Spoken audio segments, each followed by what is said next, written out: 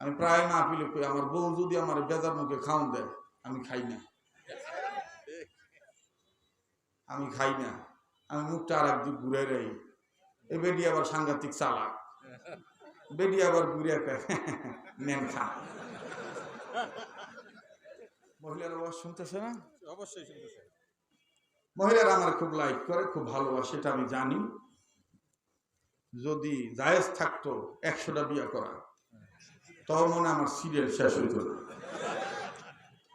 আমি আবার এই কাম করি না, আমি একটা লুয়ে করে রয়েছি আলহামদুলিল্লাহ, মেশিনও ভালো, সবই ঠিক আছে। রাগ করলেন নাকি? আরে বেটা বিয়া করবি মনের মতন বিয়া করবি, একটারে লুয়ে বেটা জীবন পার করে দিবি, কি এর আবার ডাবলিং খবর। মনের মতন বিয়া করবি।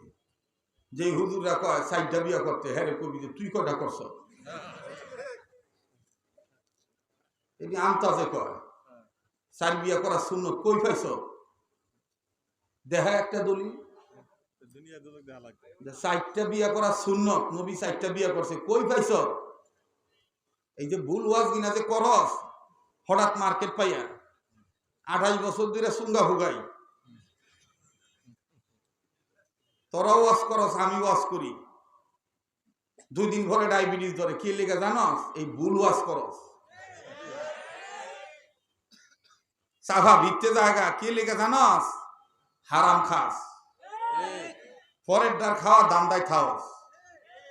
আরে এই যে জুনায়েদ আল হাবিব সাহেবকে বুধর পরের থেকে দেখতেছি, যেমন দেখছি তেমনই আছে। এগুলো হলো মর্দ মুজাহিদ, হারামের দান্দায় থাকে না। আর আমাদের দেশে কিছু আহে উড়াইয়া জুইরা ভয়, হঠাৎ মার্কেট পায়, যা ইচ্ছা তাই কর। একটা আলেম বলেন তো দেখি রসুল 4টা বিয়ে করছে, কয়টা করছে? তাই তুই কইলে 11টা কবি, 4টা কস কেত?